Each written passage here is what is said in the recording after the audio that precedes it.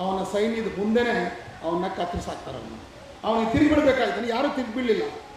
ಅಂದರೆ ಎಷ್ಟು ಮಟ್ಟಿಗೆ ಒಳಗೊಳಗೆ ಸಮಾಜ ಗೆದ್ದಲಿಡಿತ್ತು ಅನ್ನೋದನ್ನ ಅರ್ಥ ಮಾಡ್ಕೊಡಿ. ನಾವು ಅಗ್ರಹಾರ ಅಂದರೆ ತೆರಿಗೆ ಕಟ್ಟೋದಕ್ಕೆ ತಾಕತ್ತಿಲ್ಲದಂಥ ಜನ ಬದುಕುವಂಥ ಜಾಗ ಅಂತ ಅದರ ಅರ್ಥ. ಅದು ಭಗವಾನ್ ಬುದ್ಧರ ಈ ಧರ್ಮ ಒಂದು ಕುಲ್ಗೆಟ್ಟು ಹೋಗಿತ್ತು ಅಥವಾ ಈ ದೇಶ ಬಿಟ್ಟು ಹೋಗಿತ್ತು, ಬೇರೆ ಬೇರೆ ದೇಶಕ್ಕೆ ಒಟ್ಬಿಡ್ತದೆ. ಇವತ್ತು ಹಿಂದೂ ಧರ್ಮ ಅಂದರೆ ಬೇರೆ ಏನಲ್ಲ, ಅದು ಬೌದ್ಧ ಧರ್ಮದ ವಕ್ರ ರೂಪ ಅಷ್ಟೇ. ಅದು ಬೌದ್ಧ ಧರ್ಮದ ವಕ್ರ ರೂಪನೇ ಹಿಂದೂ ಧರ್ಮ. ಈ ಜಾತಿ ಏನು ಜಾತಿಗಳನ್ನ ಹುಟ್ಟಾಕಿ ಒಂದಕ್ಕೊಂದು ಜಗಳ ಹಚ್ಚೋ ಕೆಲಸ ಅದು ಇವತ್ತಿಗೂ ಮುಂದುವರಿತಾ ಇದೆ. ಒಂದು ಜಾತಿ ಹೇಳ್ತದೆ ನಾನು ನಿನಗಿಂತ ಹೆಚ್ಚು ಅಂತೇಳಿ, ಒಲೆಯರಿಗಿಂತ ಮಾಗಿರು ಕಮ್ಮಿ ಅಂತ ಹೇಳ್ತಾರೆ, ಮಾಗಿರಿಗಿಂತ ಒಲೆಯರು ಶ್ರೇಷ್ಠ, ಇವರಿಬ್ಬರಿಗಿಂತ ದಕ್ಲವ್ರು ಕೆಳಗಿದ್ದಾರೆ, ಅವ್ರಿಗಿಂತ ಬೇರೆ ಬೇರೆ ಗೋವಿಗಳಿದ್ದಾರೆ, ಲಮಾಣಿ ಇದ್ದಾರೆ. ಪ್ರವಾಸರು ಹೋದ್ಮೇಲೆ ನೆಕ್ಸ್ಟ್ ಯಾರು ಬರಲೇ ಇಲ್ಲ. ಆಮೇಲೆ ಎಷ್ಟೋ ವರ್ಷದ ಮೇಲೆ ಕಾಂಶರಾಮ್ ಸಾಹೇಬ್ ಬಂದರು, ಅದಾದಮೇಲೆ ಮಾಯಾವತಿಯವ್ರು ಬರ್ತಾರೆ ಅಂದರು, ಸರಿ ಅವ್ರು ಬಂದರು. ನೆಕ್ಸ್ಟ್ ಮಾಯಾವತಿಯವ್ರು ಆದ್ಮೇಲೆ ಯಾರು ಉತ್ತರ ಇಲ್ಲ ನಮಗೆ.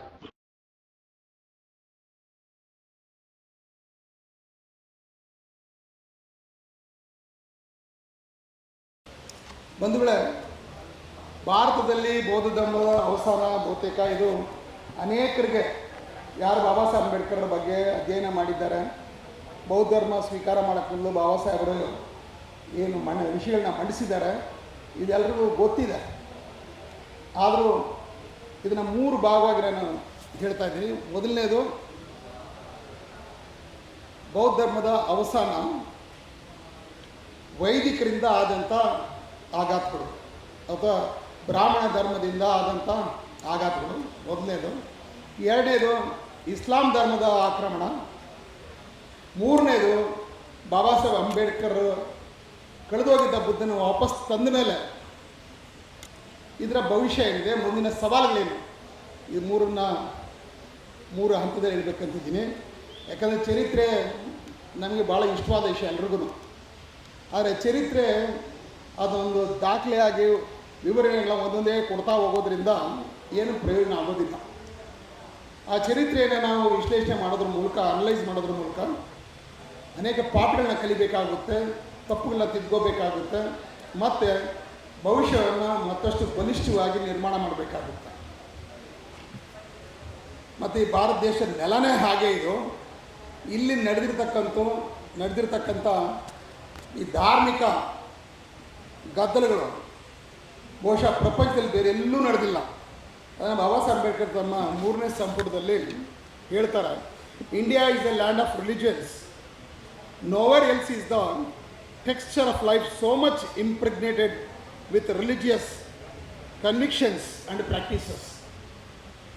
ಇಡೀ ಪ್ರಪಂಚದಲ್ಲಿ ಭಾರತದಲ್ಲಿ ಇರ್ತಕ್ಕಂಥ ಈ ಧರ್ಮ ಏನಿದೆಯಲ್ಲ, ಈ ಧರ್ಮದ ಪ್ರಭಾವ ಮತ್ತು ಸಂಪ್ರದಾಯಗಳು ಇದು ಬೇರೆ ಎಲ್ಲೂ ಯಾವ ದೇಶದಲ್ಲಿ ನೋಡೋಕ್ಕಾಗೋದಿಲ್ಲ. ಇದು ನಮ್ಮ ಬದುಕಿನ ಪ್ರತಿಯೊಂದು ಹಂತದಲ್ಲೂ ಹೊಳಹೊಕ್ಕಿದೆ, ನಮ್ಮಲ್ಲಿ ಬೆರೆತೋಗಿದೆ. ಈ ರೀತಿಯಾದ ಒಂದು ಪ್ರದೇಶವನ್ನು ನೀವೆಲ್ಲೂ ನೋಡೋಕ್ಕೆ ಸಾಧ್ಯನೇ ಇಲ್ಲ ಇಡೀ ಜಗತ್ತಲ್ಲಿ. ಮತ್ತು ಇಲ್ಲಿ ನಡೆದಿರ್ತಕ್ಕಂಥ ಎಲ್ಲ ರಾಜಕೀಯ ಬೆಳವಣಿಗೆಗಳು ಅಷ್ಟೇ ಅದು ಧರ್ಮದಿಂದ ಪ್ರಭಾವಿತವಾಗಿವೆ ಅಥವಾ ಧರ್ಮದ ಮೂಲಕ ಕುತಂತ್ರದಲ್ಲಿ ಹಾಳಾಗಿದೆ. ಅದು ಈ ಒಂದು ಆರಂಭದೊಂದಿಗೆ ಹೇಳೋದಾದರೆ ನೋಡಿ, ತಮಗೆ ಗೊತ್ತಿರೋ ಹಾಗೆ ಭಾರತ ದೇಶದಲ್ಲಿ ಬೌದ್ಧ ಧರ್ಮ ಉಚ್ಛ್ರಾಯ ಸ್ಥಿತಿಯಲ್ಲಿ ಇದ್ದಿದ್ದು ಅದು ಮೌರ್ಯರ ಕಾಲದಲ್ಲಿ. 140 ವರ್ಷಗಳ ಕಾಲ ಬೌದ್ಧ ಧರ್ಮ ಉನ್ನತವಾದ ಸ್ಥಿತಿಯಲ್ಲಿದ್ದಾಗ, ಅದೇ ಕಾಲದಲ್ಲಿ ಬ್ರಾಹ್ಮಣ ಧರ್ಮ ಅಥವಾ ವೈದಿಕ ಧರ್ಮ ಅತ್ಯಂತ ಕೆಳಮಟ್ಟದಲ್ಲಿತ್ತು. ಎಷ್ಟು ಮಟ್ಟಿಗೆ ಅಂತೇಳಿದ್ರೆ ಅವರು ಬ್ರಾಹ್ಮಣವಾದಿಗಳು ಶೋಷಿತರಾಗಿದ್ದರು. ಯಾವ ಮಟ್ಟಕ್ಕೆ ಅಂತೇಳಿದ್ರೆ ಅವರ ಆದಾಯ ಮೂಲಗಳೆಲ್ಲ ಬತ್ತೋಗಿದ್ವು. ಅವ್ರಿಗಿದ್ದಿದ್ದ ಆದಾಯ ಭಾಳ ಮುಖ್ಯವಾಗಿ ಯಜ್ಞ ಯಾಗಗಳಲ್ಲಿ. ಅಶೋಕ ಚಕ್ರವರ್ತಿ ಯಜ್ಞ ಯಾಗಗಳನ್ನ ಬಂದ್ ಮಾಡಿದ್ದು, ಹಾಗೆಯೇ ಯಜ್ಞ ಯಾಗದಲ್ಲಿ ಪ್ರಾಣಿ ಬಲಿಯನ್ನು ಬಂದ್ ಮಾಡಿದ್ದಿದೆಯಲ್ಲ ನಿಲ್ಲಿಸಿದ್ದು. ಅದರಿಂದಾಗಿ ಬ್ರಾಹ್ಮಣರ ಎಲ್ಲ ಆದಾಯನೂ ನಿಂತೋಯ್ತು. ಯಾಕಂದರೆ ಒಂದು ಯಜ್ಞ ನಡೀತು ಅಂತೇಳಿದ್ರೆ ಅದರಲ್ಲಿ 100 ದನಗಳನ್ನ ಕುದುರೆಗಳನ್ನ ಬಲಿ ಕೊಡ್ತಾಯಿದ್ರು. ಯಾವಾಗ ನಿಂತೋಯ್ತಿದ್ರು ಆವತ್ತು ಬ್ರಾಹ್ಮಣರಿಗೆ ಅದರ ಆದಾಯ ನಿಂತೋಯ್ತು. ಯಜ್ಞದಲ್ಲಿ ಬೇಕಾದ ದಕ್ಷಿಣೆ ಸಿಗ್ತಾಯಿತ್ತು, ಚಿನ್ನ ಬೆಳ್ಳಿ ಎಲ್ಲ ಕಾಣಿಕೆ ಕೊಡ್ತಾಯಿದ್ರು, ಅದೆಲ್ಲ ನಿಂತೋಯ್ತು. ಹಾಗಾಗಿ ಅವ್ರ ಎಲ್ಲ ಆದಾಯಗಳು ನಿಂತೋಯ್ತು. ಮತ್ತು ಅವ್ರೇನು ಬೆವರಿಸಿ ಕೆಲಸ ಮಾಡ್ತಕ್ಕಂಥ ಜನ ಅಲ್ಲ. ಅಂಥ ಟೈಮಲ್ಲಿ ತೀರಾ ಬಡತನಕ್ಕೆ ಹೋದಾಗ ಆಗ ಬ್ರಾಹ್ಮಣರೆಲ್ಲ ಒಂದು ನಿಯೋಗ ತೊಗೊಂಡು ಸರ್ ಅಶೋಕ ಚಕ್ರವರ್ತಿ ಹತ್ರ ನಮಗೆ ಆದಾಯನೇ ಇಲ್ಲ, ಆದರೆ ನೀವು ಆದಾಯ ತೆರಿಗೆ ಆಗ್ತಾ ಇದ್ದೀರಾ, ಇನ್ಕಮ್ಮೇ ಇಲ್ಲ, ಇನ್ಕಮ್ ಟ್ಯಾಕ್ಸ್ ಆಗ್ತಾ ಇದೆ, ಇದು ಯಾವ ನ್ಯಾಯ ಇದು? ಸರಿ, ಏನು ಮಾಡೋದು ಅದಕ್ಕೆ? ನಮಗೆ ಇನ್ಕಮ್ ಬರೋ ಥರ ನಾವು ಬೇರೆ ಉದ್ಯೋಗ ಹುಡ್ಕೋಬೇಕು ಅಥವಾ ನಾವು ತರಬೇತಿ ಪಡ್ಕೋಬೇಕು, ಅಲ್ಲಿ ತನಕ ನಮಗೆ ಟೈಮ್ ಕೊಡಿ. ಇದನ್ನು ಟ್ಯಾಕ್ಸ್ ಲಾಸಲ್ಲಿ ಏನು ಕರೀತಾರೆ ಅಂದರೆ ಟ್ಯಾಕ್ಸ್ ಹಾಲಿಡೇಸ್ ಅಂತ ಕರೀತಾರೆ. ಇದನ್ನು ಮೊದಲಿಗೆ ತಂದಿದ್ದು ಅಶೋಕ್ ಚಕ್ರವರ್ತಿನೇ. ಆಗ ಅಶೋಕ್ ಚಕ್ರವರ್ತಿ ಆಲೋಚನೆ ಮಾಡಿ ಅವ್ರಿಗಾಗಿ ಒಂದು ಇಲಾಖೆನ ಪ್ರಾರಂಭ ಮಾಡ್ತಾರೆ. ಅಂದರೆ ಅವ್ರನ್ನ ಪುನರ್ಜೀವನಗೊಳಿಸೋದಕ್ಕೆ, ಅವ್ರನ್ನ ರೀಸೆಟ್ಲ್ ಮಾಡೋದಕ್ಕೆ. ಈಗ ಈ ಯಜ್ಞ ಯಾಗೆಲ್ಲ ಮುಗಿದೋದ್ಮೇಲೆ ಬೇರೆ ಕೆಲಸ ಗೊತ್ತಿಲ್ಲ, ಬೇರೆ ಕೆಲಸಕ್ಕೆ ಅವರು ಟ್ರೈನಿಂಗ್ ಕೊಡಬೇಕು, ಮತ್ತು ಅದಕ್ಕೆ ಸರ್ಕಾರದ ವತಿಯಿಂದ ಅವ್ರಿಗೆ ಸಪೋರ್ಟ್ ಕೊಡಬೇಕು. ಹಾಗಾಗಿ ಒಂದು ಇಲಾಖೆ ಪ್ರಾರಂಭ ಮಾಡಿದ್ರು. ಆ ಇಲಾಖೆ ಹೆಸರನ್ನೇ ಸಮಾಜ ಕಲ್ಯಾಣ ಇಲಾಖೆ ಅಂತೇಳಿ. ಇವತ್ತು ಈ ಸಮಾಜ ಕಲ್ಯಾಣ ಇಲಾಖೆ ನಮಗಾಗಿದೆ ಅಂತ ಹೇಳ್ತಾ ಇದ್ದೀನಿ. ಯಾಕಂದರೆ ಅವತ್ತು ಬ್ರಾಹ್ಮಣರದ ಪರಿಸ್ಥಿತಿಯಲ್ಲಿ ನಾವಿದ್ದೀವಿ. ಅದಲ್ಲದೆ ಇನ್ನೊಂದು ಹೇಳ್ತಾರೆ ಅಶೋಕ್ ಚಕ್ರವರ್ತಿ, ನಿಮಗೆ ಆದಾಯ ಬರೋ ಹಂತದ ತನಕ ನಿಮಗೆ ಟ್ಯಾಕ್ಸ್ ಹಾಕೋಲ್ಲ, ತೆರಿಗೆ ಹಾಕೋಲ್ಲ. ಆದರೆ ಅವ್ರು ಕೇಳ್ತಾರೆ, ನೀವು ತೆರಿಗೆ ಹಾಕಲ್ಲ ಅಂತ ನೀವು ಹೇಳ್ತೀರಾ, ಅದು ನಿಮ್ಮ ಅಧಿಕಾರಿಗಳು ಬಂದು ನುಗ್ತಾರೆ, ಮನೆಗಳಿಗೆ ಕೇಳ್ತಾರೆ, ಎಲ್ಲರ ಮುಂದೆ ನಮ್ಮನ್ನು ಮಾನ ಹರಾಜು ಹಾಕ್ತಾರೆ. ಮತ್ತು ನಾವು ಎಲ್ಲರೊಳಗೆ ಬೆರ್ತಿರೋದ್ರಿಂದ ಅವ್ರ ಮುಂದೆ ನಾವು ಟ್ಯಾಕ್ಸ್ ಕಟ್ಟೋಕ್ಕಾಗಲ್ಲ ಅಂತೇಳಿ ಬೇಡ್ಕೊಂಡಾಗ ಅದು ಭಾಳ ನಮಗೆ ಹಿಂಸೆ ಆಗ್ತದೆ. ಸರಿ, ಏನು ಮಾಡಬೇಕಂತ ಆಲೋಚನೆ ಮಾಡಿ ನೀವೆಲ್ಲ ಒತ್ತಟ್ಟಿಗಿರ್ರಿ ಒಂದು ಕಡೆಗೆ. ಅಲ್ಲಿ ನಮ್ಮ ಅಧಿಕಾರಿಗಳು ಬರೋದಿಲ್ಲ, ಅದನ್ನು ತೆರಿಗೆ ಮುಕ್ತ ಪ್ರದೇಶ ಅಂತ ನಾವು ಕರಿತೀವಿ. ಅದಕ್ಕೆ ಅಗ್ರಹಾರ ಅಂತ ಹೆಸರು. ಅದಕ್ಕೆ ಅಗ್ರಹಾರ ಅಂದರೆ ತೆರಿಗೆ ಕಟ್ಟೋದಕ್ಕೆ ತಾಕತ್ತಿಲ್ಲದಂಥ ಜನ ಬದುಕುವಂಥ ಜಾಗ ಅಂತ ಅದರ ಹೆಸರು, ಅದರ ಅರ್ಥ ಅದು. ಅದಕ್ಕೆ ಒಪ್ಕೋತಾರೆ. ಒಪ್ಕೊಂಡು ಅಗ್ರಹಾರ ನಿರ್ಮಾಣ ಮಾಡಿ ಅಲ್ಲಿ ಸಮಾಜಗಳನ್ನ ಇಲಾಖೆ ಮೂಲಕ ಅವರು ಬೇರೆ ಬೇರೆ ವೃತ್ತಿ ತರಬೇತಿಗಳು ಕೊಟ್ಟು ಕೆಲವೇ ವರ್ಷಗಳಲ್ಲಿ ಅವರು ಬೇರೆ ಬೇರೆ ವೃತ್ತಿಗಳನ್ನ ಕಲಿತು, ಯಾಕಂದರೆ ಒಂದು ಹಠ ಆಯ್ತು ಅವ್ರಿಗೆ, ನಾವು ಮತ್ತೆ ಮೇಲೆ ಎದ್ದೇಳ್ಬೇಕಂತೇಳಿ. ಇವತ್ತು ಸಮಾಜಗಳ ಇಲಾಖೆಯಲ್ಲಿ ನಾವು ಭಾಳಷ್ಟು ಲೋನ್ಗಳು ತಗೋತೀವಿ. ಆದರೆ ನಮಗಿರ್ತಕ್ಕಂಥ ಕೀರ್ತಿ ಏನಾದ್ರು ತಗೊಂಡಂಥ ಲೋನ್ ನೀವು ಯಾವ ಸರಿ ಕಟ್ಟೋಲ್ಲ ಅಂತ ನಮಗಿರ್ತಕ್ಕಂಥ ಅಪಕೀರ್ತಿ. ಆದರೆ ಬ್ರಾಹ್ಮಣರ ಅಷ್ಟು ಬೇಜವಾಬ್ದಾರಿಗಳು ಇರಲಿಲ್ಲ. ಹಾಗಾಗಿ ಅವ್ರು ಏನು ಸಹಾಯಗಳು ಸಿಗುತ್ತೆ ಅದೆಲ್ಲ ಬಳಸ್ಕೊಂಡು ಎಲ್ಲ ವೃತ್ತಿಗಳಲ್ಲೂ ನುಗ್ಗಿದ್ರು. ಎಷ್ಟು ಮಟ್ಟಿಗೆ ಅಂದರೆ ಬ್ರಾಹ್ಮಣರು ಬರೀ ಒಂದು ಅವ್ರಿಗೆ ಇದ್ದಿದ್ದು ಎರಡೇ ಕೆಲಸ, ಒಂದು ಅರ್ಚನೆ, ಇನ್ನೊಂದು ಅಂದರೆ ಯಾಚನೆ. ಒಂದು ಪೂಜೆ ಮಾಡೋದು, ಇನ್ನೊಂದು ಭಿಕ್ಷೆ ಬೇಡೋದು. ಅವೆರಡನ್ನ ಬಿಟ್ಟು ದುಡಿಯೋದಕ್ಕೆ ಕಲ್ತರು. ಅವರು ಬೇರೆ ಬೇರೆ ಉದ್ಯೋಗಗಳು ಮಾಡೋದನ್ನ ಕಲ್ತರು. ಆ ಮೂಲಕ ಅವರು ಎಲ್ಲ ಕ್ಷೇತ್ರಗಳಲ್ಲೂ ನುಗ್ಗಿದ್ರು. ಮೆಡಿಸಿನ್ಗೆ ಹೋದರು, ಇಂಜಿನಿಯರಿಂಗ್ ಹೋದರು, ಹಾಗೆ ಅಡ್ಮಿನಿಸ್ಟ್ರೇಷನ್ ಬಂದರು, ಮಿಲಿಟ್ರಿಗೂ ಬಂದರು. ಆ ಮೂಲಕ ಅವ್ರಿಗೆ ಪೊಲಿಟಿಕಲ್ ಅಡ್ಮಿನಿಸ್ಟ್ರೇಷನ್ ಬಗ್ಗೆನೂ ಅವ್ರಿಗೆ ತಿಳುವಳಿಕೆ ಬಂತು, ತರಬೇತಿ ಸಿಕ್ತು ಅವ್ರಿಗೆ. ಇದೆಲ್ಲದರ ಪರಿಣಾಮ ಆಗಿ ಅಶೋಕನ ಮೊಮ್ಮಗನ ಮಗ ಅಧಿಕಾರಕ್ಕೆ ಬಂದಾಗ ಬೃಹದ್ರಥ ಮೌರ್ಯ ಅವರ ಸೇನಾಧಿಪತಿ ಪುಷ್ಯಮಿತ್ರನವನೇ ಅವರಿಗೆ ಮುಖ್ಯ ಸೇನಾಧಿಪತಿಗೆ ದಂಡನಾಯಕನಾಗಿ ನೇಮಿಸಲ್ಪಟ್ಟ. ಅದರ ನಂತರ ಮುಂದೆ ಆಗಿದ್ದು ಏನಂತ ಹೇಳಿದ್ರೆ, ಇದೇ ದಂಡನಾಯಕ ತನ್ನ ಮಗಳನ್ನು ಇವನಿಗೆ ಬೃಹದ್ರಥ ಮೌರ್ಯನಿಗೆ ಮದುವೆ ಮಾಡಿಕೊಟ್ಟು, ಆ ಮದುವೆ ಆದಮೇಲೆ ಇವನು ಮಾವ ಆಗ್ಬಿಟ್ಟ. ಹಾಗಾಗಿ ಒಂದು ಮುಲಾಜಿನಲ್ಲಿ ಅಳಿಯನಿಗೆ ಇನ್ಮೇಲೆ ಇದೆಲ್ಲ ನಾನೇ ನೋಡ್ಕೋತೀನಿ, ನೀನು ಮಗಳ ಜೊತೆ ಆರಾಮಾಗಿ ಹನಿಮೂನ್ ಮಾಡಂತ ಕಳಿಸ್ಬಿಟ್ಟ. ಎಲ್ಲ ಜಾಗದಲ್ಲೂ ತನಗೆ ಬೇಕಾದವ್ರ ಮುಖ್ಯಸ್ಥನೆಲ್ಲರನ್ನೂ ಇಟ್ಟು ಒಂದು ಫೈನ್ ಡೇ, ಅದನ್ನು ಬಾಬಾ ಸಾಹೇಬ್ ಅಂಬೇಡ್ಕರ್ 185ನೇ ಕ್ರಿಸ್ತಪೂರ್ವ ವರ್ಷ ಅಂತ ಕರೀತಾರೆ. ಒಂದಿನ ಅವನ ಸೈನ್ಯದ ಮುಂದೆನೇ ಅವನ್ನ ಕತ್ತರಿಸಾಕ್ತಾರೆ. ಅವನು ಸಾಮಾನ್ಯವಾಗಿ ಆ ಥರ ಗದ್ದ ಆದಾಗ ದಂಗೆ ಆಗಬೇಕಾಗಿತ್ತು. ಅದು ವಿಶೇಷ ಏನಂದರೆ ಅಲ್ಲಿ ದಂಗೆನೇ ಆಗಲಿಲ್ಲ. ಅದಕ್ಕೆ ನಾವು ಒಳಸಂಚು ಅಂತ ಹೇಳ್ತಾರೆ, ದಂಗೆ ಅಂತ ಹೇಳೋದಿಲ್ಲ. ಒಂದು ಒಳಸಂಚು ನಡೆಸಿ ಪಿತೂರಿ ನಡೆಸಿ ಕೊಂದರು ಅಂತ ಹೇಳ್ತಾರೆ. ಪಿತೂರಿ ನಡೆಸಿದ ಮೇಲೆ ಅವನ ಇಷ್ಟಾಚಾರದು ಅವನಿಗೆ ತಿರುಗಿಬಿಡ್ಬೇಕಾಗಿದ್ದಾನೆ, ಯಾರೂ ತಿರುಗಿಬಿಡಲಿಲ್ಲ. ಅಂದರೆ ಎಷ್ಟು ಮಟ್ಟಿಗೆ ಒಳಗೊಳಗೆ ಸಮಾಜ ಗೆದ್ದಲಿಡಿತ್ತು ಅನ್ನೋದನ್ನ ಅರ್ಥ ಮಾಡ್ಕೊಡಿ. ನಾವು ಪುಷ್ಯಮಿತ್ರನ ಕಾಲಕ್ಕೆ ಮತ್ತೊಮ್ಮೆ ಬ್ರಾಹ್ಮಣ ಧರ್ಮ, ವೈದಿಕ ಧರ್ಮ ಅಧಿಕಾರಕ್ಕೆ ಬಂದಿದೆ ಅಂದರೆ ಏನಂದರೆ, ಅಷ್ಟೊತ್ತಿಗಾಗಲೇ ಬೌದ್ಧ ಸಮಾಜ ಅಥವಾ ಬೌದ್ಧರೇನಿದ್ದಾರೆ ಅವರು ಬೌದ್ಧ ತತ್ವಗಳನ್ನ ಬಿಟ್ಟು ಅದಕ್ಕೆ ವಿರುದ್ಧವಾದ ದಿಕ್ಕಿನಲ್ಲಿ ಇದ್ರು ಅಂತಲೇ ಅದರ ಅರ್ಥ. ಯಾಕೆಂದರೆ ಬೌದ್ಧ ಸಂಘದಲ್ಲೂ ಸಹಿತ ರಾಜನ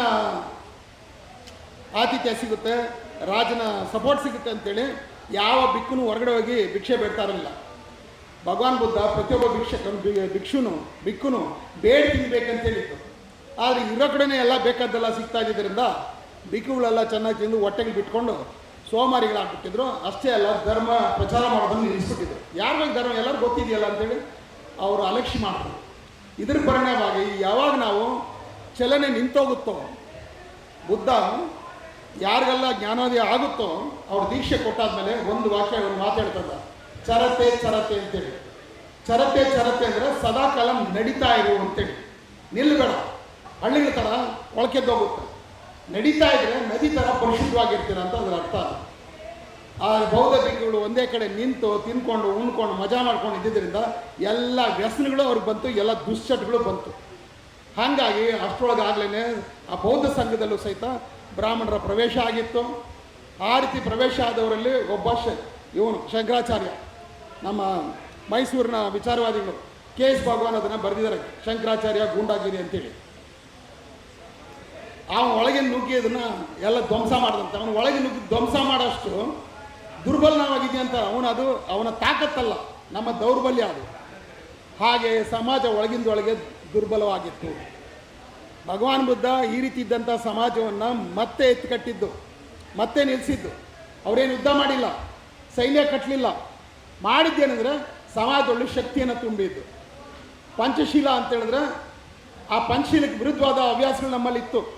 ಹಾಗಾಗಿ ಪಂಚಶೀಲ ಕೊಡೋದ್ರ ಮೂಲಕ ಇನ್ನು ಕೈ ಬಾಯಿ ಕಚ್ಚೆ ಎಲ್ಲನೂ ಶುದ್ಧ ಮಾಡೋಕು ಅಂತೇಳಿ ಭಗವಾನ್ ಬುದ್ಧ ನಮಗೆ ಕಲಿಸಿತ್ತು.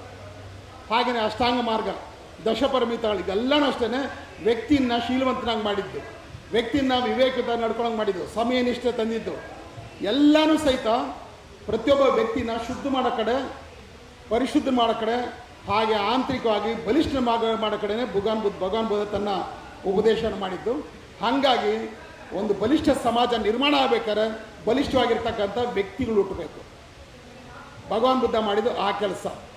From individual to the society. ನಾವು ಸಮಾಜ ಸರಿಯಾಗಲಿ ಆಮೇಲೆ ನಾನು ಸರಿ ಆಗ್ತಾನೆ ಅದಲ್ಲ, ನಾನು ಸರಿಯಾದರೆ ಸಮಾಜ ಸರಿಯಾಗುತ್ತೆ. ಪ್ರತಿಯೊಬ್ಬ ವ್ಯಕ್ತಿನೂ ಅವನು ತನ್ನ ಪಂಚಶೀಲವನ್ನು ಫಾಲೋ ಮಾಡ್ದ ಅಂತ ಹೇಳಿದ್ರೆ ಸಮಾಜನೂ ಸಹಿತ ಭಾಳ ಶೀಲವಂತ ಸಮಾಜವಾಗಿರುತ್ತೆ. ಭಗವಾನ್ ಬುದ್ಧನ ಕಾಲದಲ್ಲಿ ಇದ್ದಿದ್ದು ಕ್ಲಾಸಸ್, ವರ್ಣ ಅಂತ ಹೇಳ್ತಾರೆ. ವರ್ಣ ಅಂದರೆ ಅದು ಬದಲಾಗದೆ ಇರ್ತಕ್ಕಂಥ ಏನು ಸ್ಥಾನ ಅಲ್ಲ. ಅದು ಶೂದ್ರನಾದವನು ಬ್ರಾಹ್ಮಣ ಆಗ್ಬೋದು, ಬ್ರಾಹ್ಮಣ ಕ್ಷತ್ರಿಯ ಆಗ್ಬೋದು, ಕ್ಷತ್ರಿಯ ವೈಶ್ಯ ಆಗ್ಬೋದು. ಆ ರೀತಿ ಒಂದು ಸಿಸ್ಟಮ್ ಇತ್ತು. ಅದನ್ನು ವರ್ಣ ಅಂತ ಹೇಳಿದ್ರು. ಅದನ್ನು ಜಾತಿಗಳಾಗಿ ಪರಿವರ್ತನೆ ಮಾಡಿದ್ದು. ಆ ಜಾತಿಗಳ ಪರಿವರ್ತನೆ ಮಾಡೋದ್ರ ಜೊತೆಗೆ ಶೂದ್ರರಲ್ಲಿ ಸಾವಿರಾರು ಜಾತಿಗಳನ್ನ ಹುಟ್ಟಾಕಿದ್ದು. ಇದು 3ನೇ ಪಾಯಿಂಟ್. 4ನೇದು, ಈ ಜಾತಿಗಳ ಮಧ್ಯೆ ಘರ್ಷಣೆ ಮತ್ತು ಸಮಾಜ ವಿರೋಧಿ ಭಾವನೆಗಳನ್ನ ತುಂಬಿಸಿದ್ದು. ಒಂದು ಜಾತಿನ ಕಟ್ಟರೆ ಮತ್ತೊಂದು ಜಾತಿಗೆ ಆಗಬಾರ್ದು, ಈ ಥರ ಭಾವನೆಗಳನ್ನ ತುಂಬಿಸಿದ್ದು. 5ನೇದು, ಶೂದ್ರರು ಮತ್ತು ಹೆಣ್ಮಕ್ಳನ್ನ ಅವ್ರನ್ನ ಕೆಳಗಡೆ ತುಳಿದಿದ್ದು. ಶೋಷಿತ ವರ್ಗ, ಅವ್ರಿಗೆ ಯಾವುದೇ ರೀತಿ ಹಕ್ಕೋಧಿಕಾರ ಕೊಡಬಾರ್ದು. ಶೂದ್ರ ಹೆಂಗೆ ವಿದ್ಯೆಗೆ, ಅಧಿಕಾರಕ್ಕೆ, ಪದವಿಗೆ ಅರ್ಹರಲ್ವೋ ಅದೇ ರೀತಿ ಹೆಣ್ಮಕ್ಳು ಸಹಿತ ಯಾವ ಜಾತಿ ಇರೋದು ಸರಿ. ಸ್ತ್ರೀ ಸ್ವಾತಂತ್ರ್ಯ ನಾಹರತಿ, ಹೆಣ್ಮಕ್ಳಿಗೆ ಸ್ವಾತಂತ್ರ್ಯ ಕೊಡಬಾರ್ದು. ಮತ್ತು ಸ್ತ್ರೀ ಯಾವತ್ತೂ ಸಹಿತ ಮತ್ತೊಬ್ಬರ ಅಧೀನದಲ್ಲಿ ಇರಬೇಕು. ಸ್ತ್ರೀ ಬುದ್ಧಿ ಪ್ರಳಯ ಅಂತಕ, ಹಂಗಾಗಿ ಅವಳ ಮಾತನ್ನು ಕೇಳಬೇಡ್ರಿ. ಇದೆಲ್ಲನೂ ಆ ನಂತರನೇ ಬಂದಿದ್ದು. 6ನೇದು, ಶ್ರೇಣೀಕೃತ ವ್ಯವಸ್ಥೆ, ಗ್ರೇಡೆಡ್ ಇನ್ಇಕ್ವಾಲಿಟಿ. ಸಾವಿರಾರು ಜಾತಿಗಳು ಮಾಡಿದ್ಮೇಲೆ ಯಾವ 2 ಜಾತಿನೂ ಸಹಿತ ಹಿಂಗಿರಬಾರ್ದು, ಅದು ಹಿಂಗಿರಬೇಕು ಅಥವಾ ಹೀಗಿರಬೇಕು. ಮತ್ತು 7ನೇದು ಭಾಳ ಮುಖ್ಯವಾದ್ದೇನೆಂದರೆ, ಅಲ್ಲಿ ತನಕ ಈ ವರ್ಣ ವ್ಯವಸ್ಥೆ ಏನಿದೆ ಇದು ಭಾಳ ಚಲನಶೀಲವಾಗಿತ್ತು. ನಮ್ಮ ಮೊದಲೇ ಹೇಳಿದಂಗೆ ಬ್ರಾಹ್ಮಣ ಕ್ಷತ್ರಿಯ ಆಗ್ಬೋದು, ಕ್ಷತ್ರಿಯ ವೈಶ್ಯ ಆಗ್ಬೋದು, ವೈಶ್ಯ ಶೂದ್ರ ಆಗ್ಬೋದು, ಯಾವ್ದು ಬೇಕಾದ್ರೆ ಆಗ್ಬೋದು. 4 ವರ್ಷಕ್ಕೊಂದ್ಸತಿ ಅದು ಪುನರಾವರ್ತನೆ ಆಗ್ತಾ ಇತ್ತು. ಅದನ್ನು ಮನ್ವಂತರ ಅಂತ ಕರಿತಾ ಇದ್ರು. ಅವ್ರಿಗೆ ಇಷ್ಟ ಇದ್ದಂಗೆ ಬ್ರಾಹ್ಮಣ ಶೂದ್ರನಾಗ್ಬೋದು, ಶೂದ್ರ ವೈಶ್ಯ ಆಗ್ಬೋದು, ವೈಶ್ಯ ಕ್ಷತ್ರಿಯ ಆಗ್ಬೋದು. 4 ವರ್ಷಕ್ಕೊಂದ್ಸತಿ ಮನ್ವಂತರ ಅಂತೇಳಿ ಅದನ್ನು ಬಂದ್ ಮಾಡಿ, ಬ್ರಾಹ್ಮಣ ಅಪ್ಪ ಬ್ರಾಹ್ಮಣ ಆದರೆ ಮಗ ಮೊಮ್ಮಗ ಅವನ ಪೀಳಿಗೆಲ್ಲ ಬ್ರಾಹ್ಮಣರೇ ಆಗಿರಬೇಕು. ಅದೇ ಥರ ವೈಶ್ಯ, ಅದೇ ಥರ ಶೂದ್ರ, ಅದೇ ಥರ ಕ್ಷತ್ರಿಯ. ಇದು ಪರಂಪರಾಗತವಾಗಿ ಮುಂದುವರಿಬೇಕು. ಅಲ್ಲಿ ತನಕ ಈ ಸಿಸ್ಟಮ್ ಇರಲಿಲ್ಲ. ಅದನ್ನು ಜಾರಿ ಮಾಡಿದ್ರು. ಅದನ್ನು ಜಾರಿ ಮಾಡೋದ್ರ ಮೂಲಕ ಇದು ದೈವ ನಿರ್ಮಿತ, ಇದನ್ನು ಮೀರಂಗಿಲ್ಲ. ಇದು ಮನುಷ್ಯ ನಿರ್ಮಿತ ಅಂದರೆ ಅದನ್ನ ಮೀರ್ಬೋದಾಗಿತ್ತು, ಅದರ ದೈವ ನಿರ್ಮಿತ ಅಂತ ಮಾಡಿಬಿಟ್ಟಿದ್ರು. ಇನ್ನು ಉಳಿದಂಗೆ ಶೂದ್ರ ಯಾರು ಕಲಿಬಾರ್ದು, ಆಯುಧ ಹಿಡಿಬಾರ್ದು, ಆ ಐಶ್ವರ್ಯ ಗಳಿಸಬಾರ್ದು. ಇದೆಲ್ಲ ನೆಕ್ಸ್ಟ್ ಕಂಡೀಷನ್ಸ್. ಇವೆಲ್ಲ ಮಾಡಿದ್ರಿಂದಾಗಿ ಕೇವಲ 50-60 ವರ್ಷಗಳಲ್ಲಿ ಭಾರತ ದೇಶದ ಮೇಲೆ ಆಕ್ರಮಣ ಶುರುವಾಯಿತು. ಅಲ್ಲಿ ತನಕ ಅಲೆಕ್ಸಾಂಡರ್ ದಿ ಗ್ರೇಟ್ ಭಾರತದ ಮೇಲೆ ದಂಡೆತ್ತಿ ಬಂದರೂ ಸಹಿತ ಸೋತೋಗ್ಬಿಟ್ಟ. ಆದರೆ 185ನೇ ಕ್ರಿಸ್ತಪೂರ್ವ ವರ್ಷದ ನಂತರ ಕುತುಬುದ್ದೀನ್ ಐಬಕ್ ಅಂತ ಒಬ್ಬ ಗುಲಾಮ ಬಂದು ಭಾಳ ಆರಾಮಾಗಿ ಗೆದ್ದು ತನ್ನ ವಂಶವನ್ನು ಇಲ್ಲಿ ಸ್ಟಾರ್ಟ್ ಮಾಡ್ದ. ಸ್ಲೇವ್ ಡೈನೆಸ್ಟಿ ಶುರುವಾಗಿದ್ದ ಅವಾಗಲೇ. ಎಷ್ಟು ಜನ ಬಂದು? ಬರೀ 300 ಜನ. ಯಾಕೆ ಸೋತೋದ್ವಿ? ಕ್ಷತ್ರಿಯರು ಮಾತ್ರ ಯುದ್ಧ ಮಾಡಬೇಕು, ಉಳಿದವ್ರು ಮಾಡಬಾರ್ದು ಅನ್ನೋ ರೂಲ್ ಇದ್ದಿದ್ದರಿಂದಾಗಿ ಕ್ಷತ್ರಿಯನ ಸೋಲಿಸಿದ್ರೆ ಆ ದೇಶನ ಸುಲಭವಾಗಿ ಹಿಡಿಬೋದು. ಅಲ್ಲಿಂದ ಆಚೆಗೆ ಭಾರತ ದೇಶದಲ್ಲಿ ನಿರಂತರ ವಿದೇಶಿ ಆಕ್ರಮಣಗಳು ನಡೆದಿದೆ. ವಿದೇಶಿಗಳ ಆಕ್ರಮಣ ಮಾಡಿದಾಗ ಆಗ ಬ್ರಾಹ್ಮಣತ್ವ ಉಚ್ಚಾರ ಸ್ಥಿತಿಯಲ್ಲಿತ್ತು. ಯಾವತ್ತಲ್ಲಿ ಬ್ರಾಹ್ಮಣತ್ವ ಬಂತೋ ಅವತ್ತು ಭಾರತ ದೇಶ ಅವನತಿಗೆ ಇಳೀತು. ಯಾಕಂದರೆ ಅಷ್ಟೊತ್ತಿಗೆ ಭಗವಾನ್ ಬುದ್ಧ ಈ ಧರ್ಮ ಒಂದು ಕುಲಗೆಟ್ಟು ಹೋಗಿತ್ತು ಅಥವಾ ಈ ದೇಶ ಬಿಟ್ಟು ಹೋಗಿತ್ತು. ಬೇರೆ ಬೇರೆ ದೇಶಕ್ಕೆ ಒಟ್ಬಿಡ್ತದೆ. ಇದು ಮೊದಲನೇ ಹಂತದ್ದು. ಇದೇ ಟೈಮಲ್ಲಿ ಇಂಥ ಟೈಮಲ್ಲಿ ಇಡೀ ಬ್ರಾಹ್ಮಣರು, ವೈದಿಕರು, ಅವ್ರು ಕ್ಷತ್ರಿಯರಾಗ್ಬೋದು, ರಜಪೂತ್ಗಳಾಗಿರ್ಬೋದು, ವೈಶ್ಯರಾಗಿರ್ಬೋದು, ಯಾರೇ ಆಗಿರಲಿ ಎಲ್ಲನೂ ಬ್ರಾಹ್ಮಣ ಧರ್ಮವನ್ನು ಫಾಲೋ ಮಾಡ್ತದೆ. ದಕ್ಷಿಣದಲ್ಲಿ ಪಲ್ಲವರಿದ್ರು, ಚೇರರಿದ್ರು, ಗಂಗರಿದ್ರು, ಹೊಯ್ಸಳರಿದ್ರು, ಪಾಂಡ್ಯರಿದ್ರು. ಇವರೆಲ್ಲರೂ ಸಹಿತ ಶೈವ ಧರ್ಮವನ್ನು ಒಪ್ಕೊಂಡಿದ್ರು ಅಥವಾ ವೈಷ್ಣವ ಧರ್ಮವನ್ನು ಒಪ್ಕೊಂಡಿದ್ರು. ಮತ್ತು ಇವರೆಲ್ಲರೂ ಸಹಿತ ಬೌದ್ಧ ಧರ್ಮ, ಜೈನ ಧರ್ಮ ಎರಡಕ್ಕೂ ವಿರೋಧಿಗಳಾಗಿದ್ರು. ಇಂಥ ಟೈಮಲ್ಲಿ ಮುಸಲ್ಮಾನರು ಇಲ್ಲಿ ಆಕ್ರಮಣ ಶುರು ಮಾಡಿದ್ರು. ಮುಸಲ್ಮಾನರು ಒಂದು ಹೆಜ್ಜೆ ಮುಂದೋಗಿ ಏನು ಮಾಡಿದ್ರು, ಎಲ್ಲೆಲ್ಲ ವಿಗ್ರಹಗಳಿದೆಯೋ ಎಲ್ಲನೂ ನಾಶ ಮಾಡ್ತಾ ಹೋದ್ರು. ನಾವೇನು ಭೂತ್ ಅಂತ ಹೇಳ್ತೀವಿ, ಆ ಪದ ಅರಬಿಕ್ ಪದ. ಅದು ಭೂತ್ ಅಂತ ಹೇಳಿದ್ರೆ ವಿಗ್ರಹ ಅಂತೇಳಿ, ಅರಬಿಕ್ ಭಾಷೆಯಲ್ಲಿ ವಿಗ್ರಹ ಅಂತೇಳಿ. ವಿಗ್ರಹಗಳನ್ನ ಹೊಡೆಯೋದಂದ್ರೆ ಬರೀ ಹಿಂದೂ ಧರ್ಮದ ಮಾತ್ರ ಅಲ್ಲ, ಬುದ್ಧನ ವಿಗ್ರಹಗಳು ಸಹಿತ ಸಾಕಷ್ಟು ಧ್ವಂಸ ಮಾಡಿದ್ರು. ಸಾಕಷ್ಟು. ಅಷ್ಟೊತ್ತಿಗಾಗಲೇ ಭಾಳಷ್ಟು ಬುದ್ಧ ದೇವಾಲಯಗಳಲ್ಲಿದ್ದಂಥ ಬುದ್ಧನ ವಿಗ್ರಹಗಳು ಅವೆಲ್ಲ ಹಿಂದೂ ದೇವರುಗಳಾಗ್ಬಿಟ್ಟಿದ್ದು. ತಿರುಪತಿಲಿರ್ತಕ್ಕಂಥ ವೆಂಕಟರಮಣ ಸ್ವಾಮಿ, ಧರ್ಮಸ್ಥಳಲ್ಲಿರ್ತಕ್ಕಂಥ ಮಂಜುನಾಥ, ಹಾಗೆಯೇ ನಿಮ್ಮ ಶಬರಿಮಲೆ ಇರ್ತಕ್ಕಂಥ ಅಯ್ಯಪ್ಪ, ಆಮೇಲೆ ಕೇದಾರನಾಥ ಮತ್ತು ಹರಿದ್ವಾರ, ಇಲ್ಲೆಲ್ಲ ಇದ್ದಂಥ ಶಿವನ ಮೂರ್ತಿಗಳು ಇವೆಲ್ಲನೂ ಸಹಿತ ಬುದ್ಧನ ವಿಗ್ರಹಗಳೇನೆ. ತಿರುವನಂತಪುರದಲ್ಲಿರ್ತಕ್ಕಂಥ ಅನಂತ ಪದ್ಮನಾಭ ಸ್ವಾಮಿ, ಅದನ್ನು ಸಹಿತ ಬುದ್ಧನೇ. ಇವೆಲ್ಲದಕ್ಕೂ ವೇಷ ಬದಲಾಯಿಸಿ, ಬಣ್ಣ ಬದಲಾಯಿಸಿ, ಅವರಿಗೆ ಹೆಂಡತಿರನ್ನು ಕಟ್ಟಿ, ಮಕ್ಕಳನ್ನು ಕಟ್ಟಿ, ಇದೆಲ್ಲ ಹಿಂದೂ ದೇವರುಗಳು ಮಾಡಿಬಿಟ್ಟಿದ್ರು. ಮುಸಲ್ಮಾನರು ನುಗ್ಗಿದಾಗ ಹಿಂದೂ ದೇವರುಗಳನ್ನ ಮುಗಿಸಿದ್ರು. ಅದೇ ರೀತಿ ಬೌದ್ಧ ವಿಗ್ರಹಗಳನ್ನು ಸಹಿತ ಧ್ವಂಸ ಮಾಡಿದ್ರು. ಮತ್ತು ಅಲ್ಲಿಂದ ಆಚೆಗೆ ನಡೆದಿದ್ದು ಇಸ್ಲಾಮಿಯರ ಆಕ್ರಮಣ. ಮೊದಲನೇದು ಬ್ರಾಹ್ಮಣರ ಆಕ್ರಮಣ, ಎರಡನೇದು ಇಸ್ಲಾಮಿಯರ ಆಕ್ರಮಣ. ಇಸ್ಲಾಮರ ಆಕ್ರಮಣ, ಮುಸಲ್ಮಾನರ ಆಕ್ರಮಣ ಆದಮೇಲೆ ಬೌದ್ಧ ಧರ್ಮ ಮಾತ್ರ ನಾಶ ಆಯಿತು. ಬ್ರಾಹ್ಮಣ ಧರ್ಮ ಯಾಕೆ ನಾಶ ಆಗಲ್ಲ? ಇದನ್ನ ನಾವು ಆಲೋಚನೆ ಮಾಡಬೇಕು. ಯಾಕೆ ಬೌದ್ಧ ವಿಗ್ರಹಗಳು, ಬೌದ್ಧ ಧಮ್ಮ, ಬೌದ್ಧ ಭಿಕ್ಕುಗಳು, ಬೌದ್ಧರು ಇವರೆಲ್ಲ ಅಡ್ರೆಸ್ಸಿಂದ ಹೋಗ್ಬಿಟ್ರು. ಆ ಟೈಮಲ್ಲೇ ಭಾಳ ಮಂದಿ Singapore, Malaysia, China, Tibet, Thailand ಈ ಕಡೆ ಓಡೋಗಿದ್ದು. ಅಲ್ಲಿ ತನಕ ಭಾಳ ಜನ ಇದ್ರು. ಅದ ನಂತರ ಭಾಳ ಜನ ಇಲ್ಲಿಂದ ಹೋಗ್ಬಿಟ್ರು. ಇದಕ್ಕೆ ಮೊದಲು ಪುಷ್ಯಮಿತ್ರ ಒಬ್ಬ ಬಿಕ್ಕು ತಲೆನ ಕತ್ತರಿಸ್ತಂದ್ರೆ 1000 ಚಿನ್ನ 100 ಚಿನ್ನಾಣ್ಣೆ ಕೊಡ್ತೀನಿ ಅಂತ ಹೇಳಿರ್ತಾನೆ. ಆಗಲೂ ಭಾಳ ಜನ ಹೋಗ್ತಾರೆ. ಬಟ್ ಮುಸಲ್ಮಾನರು ಬಂದಮೇಲೆ ಸಂಪೂರ್ಣವಾಗಿ ಹೋಗ್ಬಿಟ್ರು. ಸಂಪೂರ್ಣವಾಗಿ. ಮತ್ತೆ ಮುಸಲ್ಮಾನರ ಆಳ್ವಿಕೆ ಶುರುವಾದ ಮೇಲೇ ಈ ಬೌದ್ಧರು ಭಂಗಿಗಳು, ಜಾಡ್ಮಾಲಿಗಳಾಗಿದ್ದು. ಅಲ್ಲಿ ತನಕ ಈ ಕೆಲಸ ನಾವು ಮಾಡ್ತಾ ಇರಲಿಲ್ಲ. ಮುಸಲ್ಮಾನರು ಬಂದ ಮೇಲೆ ಮಾಡಿದ್ರು. ಯಾಕೆ ಮುಸಲ್ಮಾನರಿಗೆ ಭಂಗಿ, ಜಾಡ್ಮಾಲಿ ಬೇಕಾಗಿತ್ತಂದ್ರೆ ಅಲ್ಲಿ ತನಕ ಇದ್ದಂಥ ಎಲ್ಲ ರಾಜಧಾನಿಗಳು ಇಲ್ಲೇ ನೆಲದ ಮೇಲೆ ಇರ್ತಾ ಇದ್ರು. ಆದರೆ ಮುಸಲ್ಮಾನರು ಬಂದು ತಮ್ಮ ರಾಜಧಾನಿಗಳನ್ನ, ಕೋಟೆಗಳನ್ನ ಬೆಟ್ಟದಲ್ಲಿ ಕಟ್ಟಿದ್ರು. ಬೆಳಗ್ಗೆ ಎದ್ದು ಮನುಷ್ಯ ಅಲ್ಲಿ ಟಾಯ್ಲೆಟ್ಗೆ ಹೋಗ್ಬೇಕು, ಸ್ನಾನಕ್ಕೆ ಹೋಗ್ಬೇಕು, ಮತ್ತೊಂದು ಕಡೆ ಹೋಗ್ಬೇಕು ಅಂತ ಹೇಳಿದ್ರೆ ನದಿ ಪಕ್ಕದಲ್ಲೇ ಇರ್ತಾ ಇದ್ವಿ. ಎಲ್ಲ ನಾಗರಿಕರು ನದಿ ದಡದಲ್ಲೇ ಕಟ್ಟಿರೋದು. ಆದರೆ ಮುಸಲ್ಮಾನರು ಕೋಟೆಗಳೇ ಬೆಟ್ಟದ ಮೇಲೆ ಕಟ್ಟಿದ್ದು. ಅಲ್ಲಿ ಬೆಟ್ಟದ ಮೇಲೆ ನೀರಿಲ್ಲ, ಮತ್ತು ರಾಣಿ ಮಹಾರಾಣಿಯರೆಲ್ಲ ಟಾಯ್ಲೆಟ್ಗೆಲ್ಲ ಹೋಗ್ಬೇಕು. ಹಾಗಾಗಿನೇ ಈ ಡ್ರೈ ಟಾಯ್ಲೆಟ್ಸ್ ಶುರುವಾಗಿದ್ದಲ್ಲಿ ಅದನ್ನು ಶುದ್ಧ ಮಾಡೋದಕ್ಕೆ ನಮ್ಮ ಜನರನ್ನ ಬಳಸಿ ಅವರಿಗೆ ಭಂಗಿ, ಜಾಡ್ಮಾಲಿಗಳಂತ ಹೆಸರಿಟ್ಟರು. ಇದು ಮುಸಲ್ಮಾನರ ಕಾಲದಲ್ಲ ಆಗಿದ್ದು.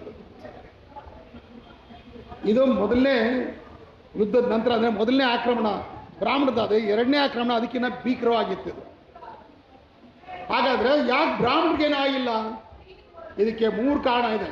ಮೊದಲನೇದು, ಬ್ರಾಹ್ಮಣರು ಯುದ್ಧ ಮಾಡೋಕ್ಕೆ ಹೋಗಿಲ್ಲ, ಅವ್ರನ್ನ ವಿರೋಧಿಸಲಿಲ್ಲ.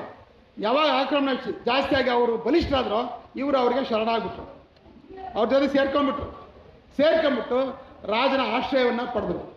ಆದರೆ ಬೌದ್ಧರು ಆಶ್ರಯ ಪಡೆಯೋಕ್ಕಾಗಿಲ್ಲ, ಅವ್ರು ಕೊಡಲೂ ಇಲ್ಲ. ಎರಡನೇದೇನಂತ ಹೇಳಿದ್ರೆ, ಬ್ರಾಹ್ಮಣರೊಳಗೆ ಪ್ರತಿಯೊಬ್ಬ ಬ್ರಾಹ್ಮಣನೂ ಸಹಿತ ಪೂಜಾರಿ ಆಗೋದಕ್ಕೆ ಸಾಧ್ಯತೆ ಇದೆ.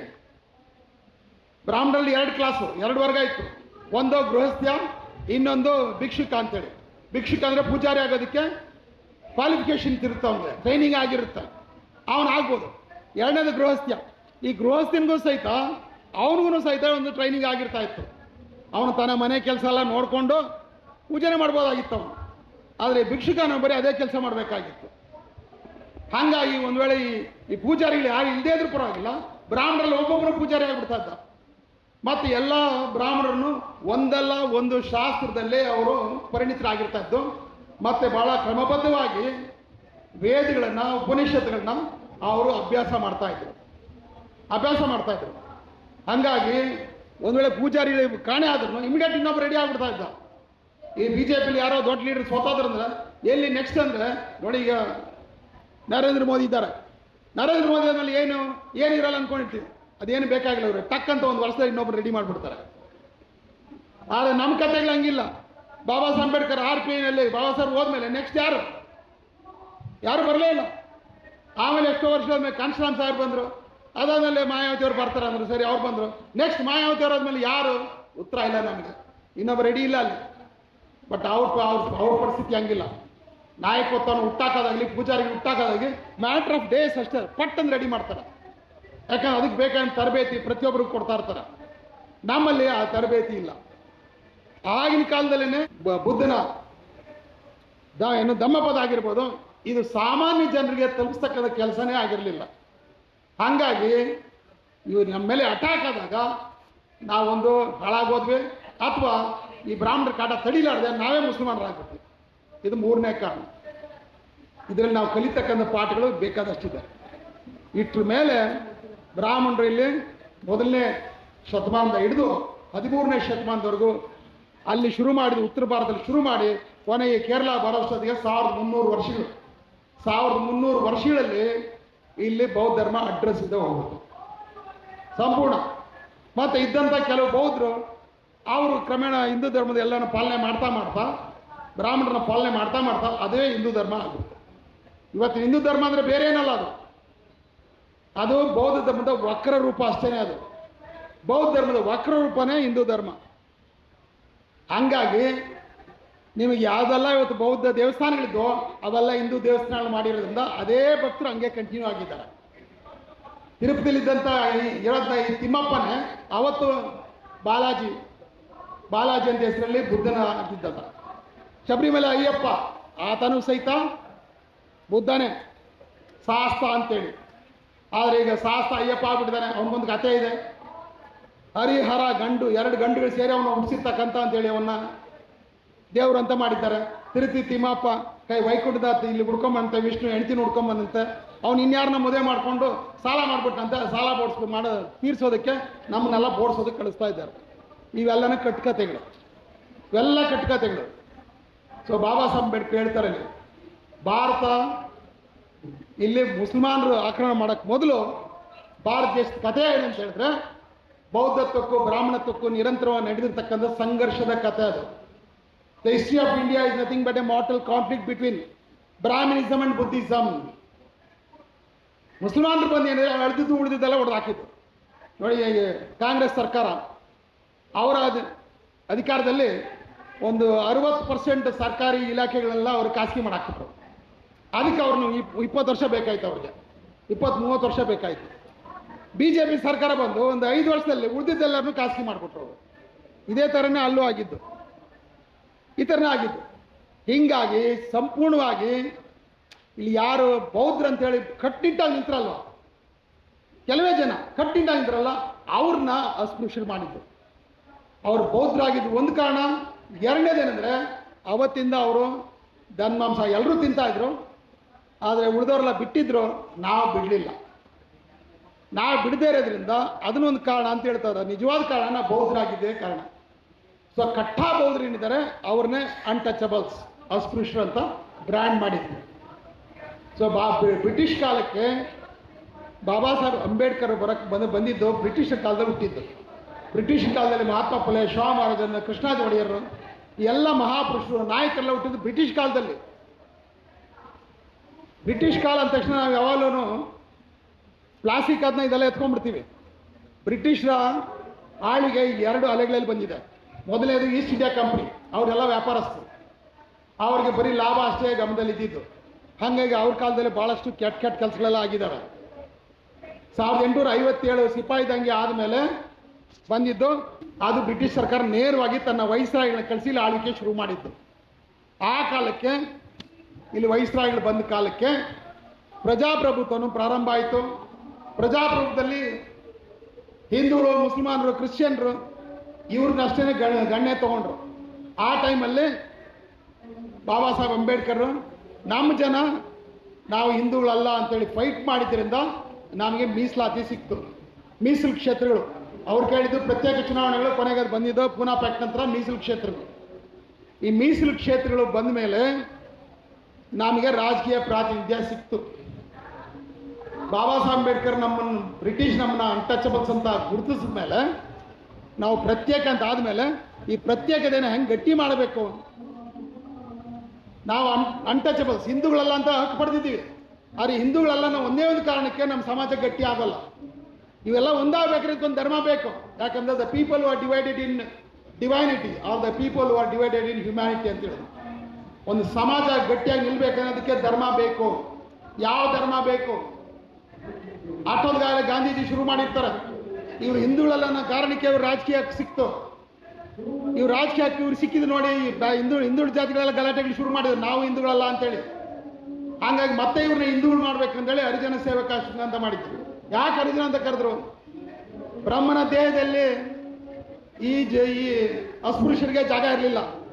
ತಲೆಯಲ್ಲಿ ಬ್ರಾಹ್ಮಣ, ತೋಳಲ್ಲಿ ಕ್ಷತ್ರಿಯ, ತೊಡೆಯಲ್ಲಿ ವೈಶ್ಯ, ಕೊನೆ ಪಾದದಲ್ಲಿ ಶೂದ್ರ, ಅದಕ್ಕಿಂತ ಕೆಳಗೆ ಇನ್ನೊಂದು ಅಂಗ ಇಲ್ಲ.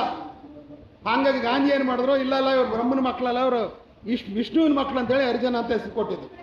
ಹರಿಜನ ಅಂದರೆ ದೇವದಾಸಿ ಮಕ್ಕಳಿಗಿದ್ದಂಥ ಹೆಸರು ಅದು. ಅಲ್ಲಿಂದ ಆಚೆಗೆ ಬಾಬಾ ಸಾಹೇಬ್ ಅಂಬೇಡ್ಕರ್ ಹಿಂಗೆ ಮಾಡಿದ್ರೆ ಇನ್ನು ಕೆಲವೇ ನಮ್ಮ ಜನ ಎಲ್ಲ ಹಿಂದೂಗಳಾಗ್ಬಿಟ್ರೆ ಕಳ್ಕೊಂಡಿರ್ತಕ್ಕಂಥ ಹಕ್ಕಲ್ಲ ಇವರು ತಗೊಂಡು ಗಳಿಸಿರೋ ಹಕ್ಕಲ್ಲ ಕಳ್ಕೊಂಡ್ಬಿಡ್ತಾರಂತೇಳಿ ಇವರು ತಕ್ಷಣ ಒಂದು ಧಮ್ಮ ಬೇಕು. ಯಾವ ಧಮ್ಮ? ಯಾವ ಧರ್ಮಕ್ಕೆ ಹೋಗ್ಬೇಕು? ಸೊ 1935 ಮೀಟಿಂಗ್ ಕರಿತಾರೆ, ಯೋಲಾದೆಲ್ಲ ಹೇಳ್ತಾರೆ, ನೀವು ಯಾವ ಧರ್ಮಕ್ಕಾದ್ರೂ ಹೋಗಲಿ, ಇಸ್ಲಾಂ, ಕ್ರಿಶ್ಚಿಯಾನಿಟಿ, ಪಾರ್ಸಿ, ಸಿಖ್ ಯಾವ್ದಾದ್ರು ಹೋಗ್ರಿ, ಆದರೆ ಹಿಂದೂಗಳಾಗಿ ಉಳಿಬೇಡ್ರಿ. ನನ್ನ ಕೇಳಿದ್ರೆ ನೀವು ವೆಯ್ಟ್ ಮಾಡಿ, ಯಾವ ಧರ್ಮಕ್ಕೆ ಹೋಗಿ ನಾನು ಹೇಳ್ತೀನಿ, ಸ್ವಲ್ಪ ನಿಧಾನ ಆಗುತ್ತೆ. ಆದರೆ ನಿಮಗೆ ತಕ್ಷಣ ಇದು ತಪ್ಪಿಸ್ಕೋಬೇಕು ಅನ್ನೋದಾದ್ರೆ ನೀವು ಯಾವ ಧರ್ಮಕ್ಕಾದ್ರೂ ಹೋಗಿ ಅಂತ ಹೇಳಿದ್ರು. ಅಲ್ಲಿಂದ 20 ವರ್ಷ ಟೈಮ್ ತಗೋತಾರೆ. ಕೊನೆಗೆ ಬೌದ್ಧ ಧರ್ಮನ ಸ್ವೀಕಾರ ಮಾಡ್ತಾರೆ.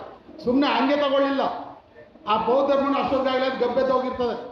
ಹಾಗಾಗಿ 22 ಪ್ರತಿಜ್ಞೆಗಳನ್ನ ಬೋಧಿಸಿ ಬೌದ್ಧ ಧರ್ಮನ ಸ್ವೀಕಾರ ಮಾಡಿದ್ರು. ಈ ಮೂಲಕ 2000 ವರ್ಷಗಳ ಹಿಂದೆ ಕಳೆದೋಗಿದ್ದಂಥ ಬೌದ್ಧ ಧರ್ಮ ನಿಂತೋಗಿದ್ದ ಧಮ್ಮಚಕ್ರನ ಮತ್ತೆ ಭಾರತ ದೇಶದಲ್ಲಿ ಕರ್ಕೊಂಡ್ರು. ಬೌದ್ಧ ಧರ್ಮ ಚಕ್ರ ತಿರ್ಗಲಿಕ್ಕೆ ಚಾಲು ಆಯಿತು. ಈಗ ನಮ್ಮ ಮುಂದೆ ಚಾಲೆಂಜ್, ಈ ಬೌದ್ಧ ಧರ್ಮ ಉಳಿತದ? ಇದು ಉಳಿತದ ಇಲ್ಲ ಅಂತ ತಿಳ್ಕೊಬೇಕಾದ್ರೆ ಈ ಸಪ್ತ ಪಾಪಗಳೇನಿದೆ, ಪಾಠಗಳೇನಿದೆ ಅದನ್ನ ಒಂದ್ಸಲ ಚೆಕ್ ಮಾಡಿ. ಈ ಸಪ್ತ ಪಾಠಗಳಲ್ಲಿ ಮೊದಲನೇದೇನಂತ ಹೇಳಿದ್ರೆ, ತನ್ನ ಧರ್ಮವನ್ನು ಉಳಿಸ್ಕೊಳ್ಳೋಕ್ಕೆ ಬ್ರಾಹ್ಮಣ ಕೊಲೆ ಮಾಡ್ಬೋದು, ರಾಜಕೀಯ ಮಾಡ್ಬೋದು ಅನ್ನೋದಿದೆ. ಅದೇನೋ ಬದಲಾವಣೆ ಆಗಿದೆ ಅಂದರೆ ಇಲ್ಲ. ಇವತ್ತು ಸಹಿತ ಹಿಂದೂ ಮುಸ್ಲಿಂ ಗಲಾಟೆಗಳಾಗ್ತಾ ಇದೆ. ಯಾವ್ದಕ್ಕೆ ಮಾಡ್ತಾರೆ ಅವರು? ಚೆನ್ನಾಗಿ ಗೊತ್ತಿದೆ. ಬಾಬರಿ ಮಸೀದಿ ಕೆಡವಿ 12,000 ಜನ ಕೊಂದ್ರು. ಯಾವ ಬ್ರಾಹ್ಮಣನಿಗೂ ಯಾವ ವೈದಿಕನಿಗೂ ಪಶ್ಚಾತ್ತಾಪ ಇಲ್ಲ. ಯಾಕಂದ್ರೆ ಅದು ಧರ್ಮಕಾರ್ಯ ಅವ್ರಿಗೆ. ಎರಡನೇದು, ಬ್ರಾಹ್ಮಣರು ಅದೊಂದು ಪ್ರತಿಷ್ಠಿತ ವರ್ಗವಾಗಿದೆ, ಇವತ್ತಿಗೂ ಇದೆ. ಮೂರನೇದು, ಈ ಜಾತಿಗಳನ್ನ ಹುಟ್ಟಾಕಿ ಒಂದಕ್ಕೊಂದು ಜಗಳ ಹಚ್ಚೋ ಕೆಲಸ ಅದು ಇವತ್ತಿಗೂ ಮುಂದುವರಿತಾ ಇದೆ. ಒಂದು ಜಾತಿ ಹೇಳ್ತದೆ ನಾನು ನಿನಗಿಂತ ಹೆಚ್ಚು ಅಂತೇಳಿ, ಒಲೆಯರಿಗಿಂತ ಮಾದಿರು ಕಮ್ಮಿ ಅಂತ ಹೇಳ್ತಾರೆ, ಮಾದಿರಿಗಿಂತ ಒಲೆಯರು ಶ್ರೇಷ್ಠ, ಇವರಿಬ್ಬರಿಗಿಂತ ದಕ್ಷಿಣವ್ರು ಕೆಳಗಿದ್ದಾರೆ, ಅವ್ರಿಗಿಂತ ಬೇರೆ ಗೋವಿಗಳಿದ್ದಾರೆ, ಲಮಾಣಿ ಇದ್ದಾರೆ, ಇವರಲ್ಲಿಗಿಂತ ಮೇಲೆ ಹಿಂದೂ ಜಾತಿಗಳಿದ್ದಾರೆ, ಅವರಲ್ಲಷ್ಟೇ ಕುರುಬರು ಕುಂಬಾರ ಒಂದು ಲೆವೆಲ್ ಇಲ್ಲ, ಗಾಣಿಗರು ಗೋಲ್ರೆ ಅವರು ಒಂದು ಲೆವೆಲ್ ಇಲ್ಲ, ಎಲ್ಲರನ್ನೂ ಗ್ರೇಡೆಡ್, ಪ್ರತಿಯೊಬ್ಬರು ಒಂದೊಂದು ಹಂತಲ್ಲಿದ್ದಾರೆ. ಅದು ಇವತ್ತಿಗೂ ಇದೆ. ಅದು ಇವತ್ತಿಗಿದೆ ಅನ್ನೋದಾದರೆ ಬೌದ್ಧ ಧರ್ಮ ಹ್ಯಾಂಗ್ ಉಳಿತದೆ? ಮತ್ತು ಮಹಿಳೆಯರಿಗೆ ಇವತ್ತಿಗೆ ಸ್ಥಾನಮಾನ ಸಿಕ್ಕಿದೆ ಆದರೆ ಇಲ್ಲೇ ಲೆಕ್ಕ ಹಾಕ್ರಿ. ಗಂಡಸರು ಇವತ್ತು 95% ಇದ್ದಾರೆ, ಹೆಣ್ಮಕ್ಳು 4-5 ಜನ ಇದ್ದಾರೆ. ಯಾಕೆ ನಿಮ್ಮ ಮನೆಗಳಲ್ಲಿ ನಿಮಗೆ ಹೆಂಡತಿ, ತಂಗಿ, ಅಕ್ಕ ಯಾರು ಇಲ್ವಾ? ಬರೀ ನೀವು ಬುದ್ಧಿಸ್ಟ್ ಆದರೆ ಸಾಕ, ನಿಮ್ಮ ಹೆಣ್ಮಕ್ಳು ಆಗೋದು ಬೇಡವಾ? ನಿಮ್ಮ ದೇಹದಲ್ಲಿ ಅರ್ಧ ಭಾಗ ಸತ್ತೋಗಿ ಇನ್ನು ಅರ್ಧ ಭಾಗ ಬದುಕಿದ್ರೆ ಏನು ಪ್ರಯೋಜನ? ಸೊ ನಮ್ಮೊಳಗಡೆ ಇದೆ ಮನುವಾದ, ನಮ್ಮೊಳಗಿದೆ ಬ್ರಾಹ್ಮಣವಾದ.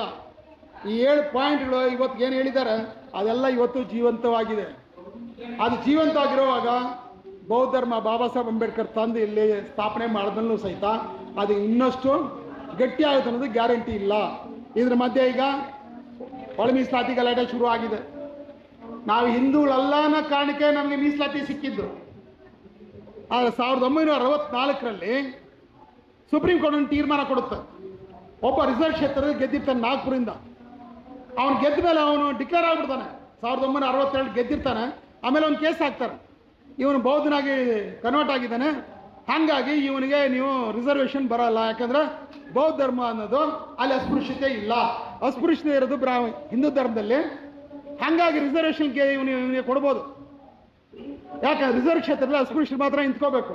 ಬೌದ್ಧನಾಗಿ ಕನ್ವರ್ಟ್ ಆದಮೇಲೆ ಅವನು ಅಸ್ಪೃಶ್ಯ ಅಲ್ಲ, ಹಾಗಾಗಿ ಅವನ ಸೀಟನ್ನು ರದ್ದು ಮಾಡಬೇಕು ಅಂತ ಸುಪ್ರೀಂ ಕೋರ್ಟ್ ರದ್ದು ಮಾಡ್ತದೆ.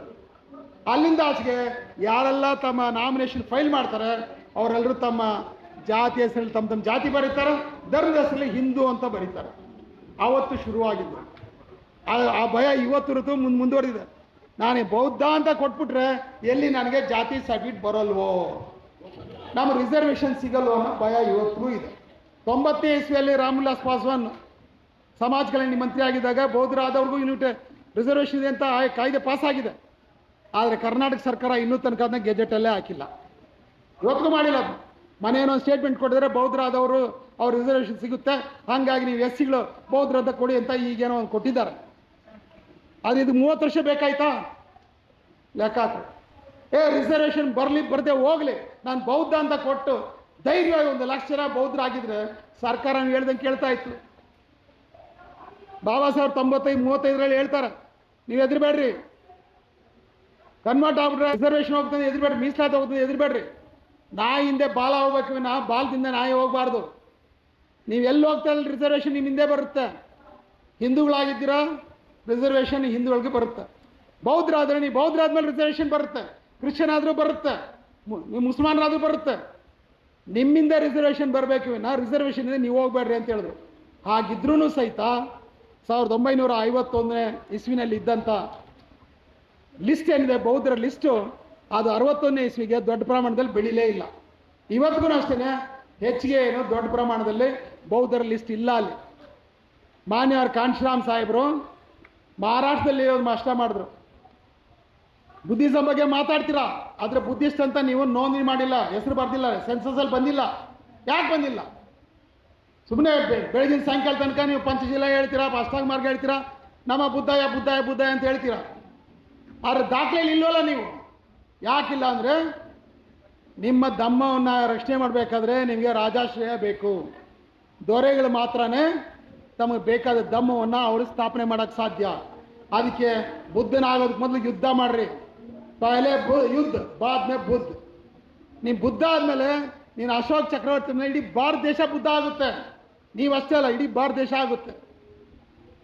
ನೀವು ಬುದ್ಧಗಾಯ ಹೋಗಿ ಮೊದಲು ಪಾರ್ಲಿಮೆಂಟ್ಗೆ ಮೊದಲು ಹೋಗ್ರಿ ಅಂತ ಹೇಳಿದ್ರು.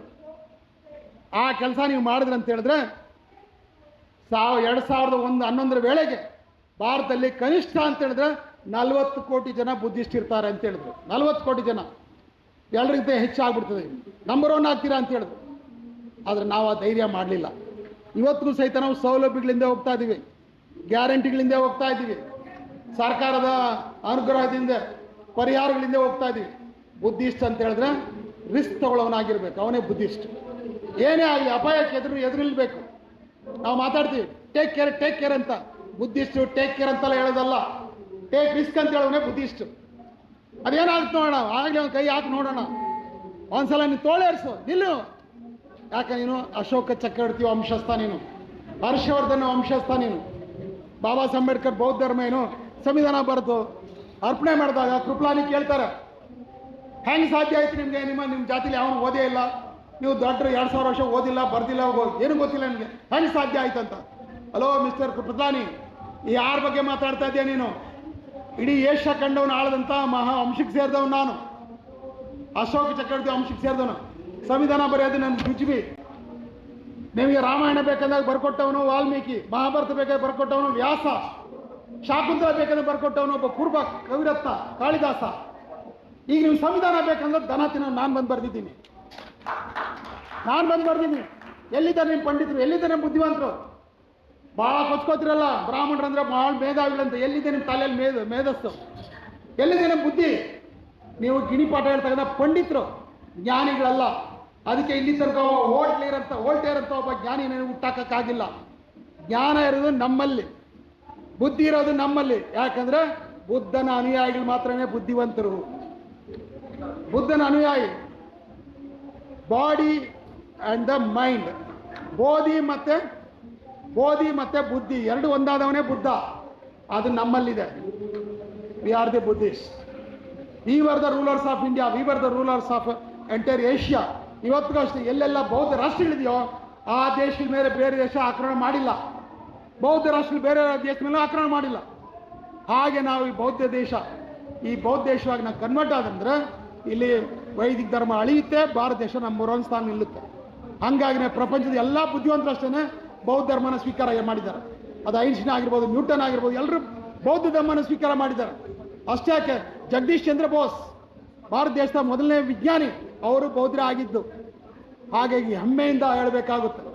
ನಿಮ್ಮ ಸೆನ್ಸಸ್ಸಲ್ಲಿ ಸೌಲಭ್ಯ ಸಿಗುತ್ತೋ ಇಲ್ವೋ, ರಿಸರ್ವೇಷನ್ ಸಿಗುತ್ತೋ ಇಲ್ವೋ, ಡೋಂಟ್ ಕೇರ್.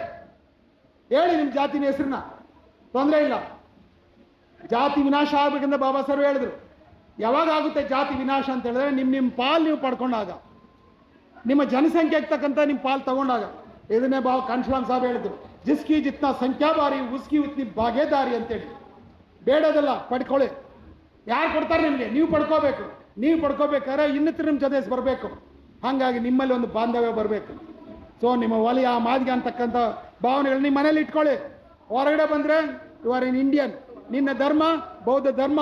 ನೀನು ಪಾಲಿಸಬೇಕಾದ ಗ್ರಂಥ ಕಾನ್ಸ್ಟಿಟ್ಯೂಷನ್ ಆಫ್ ಇಂಡಿಯಾ, ಸಂವಿಧಾನವೇ ನಿನ್ನ ಗ್ರಂಥ. ಇದನ್ನು ನಾವು ಪಾಲನೆ ಮಾಡಬೇಕಾಗುತ್ತೆ. ಇಡೀ ಸಂವಿಧಾನದ ತತ್ವ ನಿಂತಿರೋದು ಬೌದ್ಧ ಧರ್ಮದ ಮೇಲೆ. ಬಾಬಾ ಸಾಹೇಬ್ ಹೇಳ್ತಾರೆ, ಇದು ಫ್ರೆಂಚ್ ರೆವಲ್ಯೂಷನ್ ತಗೊಂಡಿದ್ದೀರಿ ನೀವು ಅಂತ ಹೇಳ್ತಾರೆ. ಫ್ರೆಂಚ್ ಕ್ರಾಂತಿಯಿಂದ ಪಡೆದಿದ್ದೀರಾ ಅಂತ ಹೇಳ್ತಾರೆ. ಪೀಠ್ಕೆನ no, I have taken these ideas from the Gautama the Buddha, my master ಅಂತ ಹೇಳ್ತಾರೆ. ಇಡೀ ಸಂವಿಧಾನವನ್ನು ಯಾಕೆ ಬ್ರಾಹ್ಮಣ ವಿರೋಧ ಮಾಡ್ತಾರೆ ಅಂತ ಹೇಳಿದ್ರೆ, ಸಂವಿಧಾನ ನಿಂತಿರೋದು ಬೌದ್ಧ ಧರ್ಮದ ಮೇಲೆ, ಭಗವಾನ್ ಬುದ್ಧನ ಬೋಧನೆ ಮೇಲೆ ಸಂವಿಧಾನ ನಿರ್ಮಾಣ ಆಗಿರೋದು. ಹಂಗಾಗಿ ಇವತ್ತು ಬ್ರಾಹ್ಮಣರಿಗೆ ನಾವು ಬಂದಿರೋದನ್ನ ಬದಲಾವಣೆ ಮಾಡಕ್ಕಂತ ಹೇಳ್ತಾರೆ. ಮಾಡಿ ನೋಡೋಣ, ಚಾಲೆಂಜ್ ಮಾಡೋಣ ಅವ್ರಿಗೆ. ಆಯ್ತು ಮಾಡಿ, ನಿಮ್ಗೆ ತಾಕತ್ತಿದ್ರೆ ಮಾಡಿ ಅಂತೇಳಿ. ತಾಕತ್ತಿದ್ರೆ ಅವ್ರು ಮಾಡಲಿ, ಮುಂದೆ ಆಗೋ ಪರಿಣಾಮಗಳನ್ನ ಅವ್ರು ಎದುರಿಸಲಿ. ಅದಕ್ಕೆ ನಾವು ತಯಾರಾಗಬೇಕಾಗುತ್ತೆ. ಭಾಳ ಧೈರ್ಯದಿಂದ, say proudly, say boldly that I am a Buddhist. ಬರೀ ಬುದ್ಧಿಸ್ಟ್ ಅಲ್ಲ, ಅಂಬೇಡ್ಕರ್ ಬುದ್ಧಿಸ್ಟ್. ಯಾಕಂದ್ರೆ ಬಾಬಾ ಸಾಹೇಬ್ ಅಂಬೇಡ್ಕರ್ 21ನೇ ಶತಮಾನದ ಬುದ್ಧ, ಮರಿಬೇಡ್ರಿ. ಹಳೆ ಬುದ್ಧ ಕಣ್ಣು ಮುಚ್ಕೊಂಡು ಕೂತಿರೋ ಬುದ್ಧ ನಮ್ಗೆ ಬೇಕಾಗಿಲ್ಲ. ಕಣ್ಣು ತಗೊಂಡಿರ್ತಕ್ಕಂಥ ಬುದ್ಧ, ನಡೆದಾಡೋ ಬುದ್ಧ ಬೇಕು ನಮಗೆ. ಆ ನಡೆದಾಡ್ತಕ್ಕಂಥ ಬುದ್ಧ, ಕಣ್ಣು ತೆಗೆದಿರೋ ಬುದ್ಧ, ಅದು ಬಾಬಾ ಸಾಹೇಬ್ ಅಂಬೇಡ್ಕರ್ ಅಂತ ಹೇಳ್ತಾ ನನ್ನ ಮಾತಿನಲ್ಲಿ ಮುಕ್ತಾಯ ಮಾಡ್ತೀನಿ. ಜೈ ಭೀಮ್, ಜೈ ಭಾರತ್, ಜೈ ಕಾಂಶಿರಾಮ್.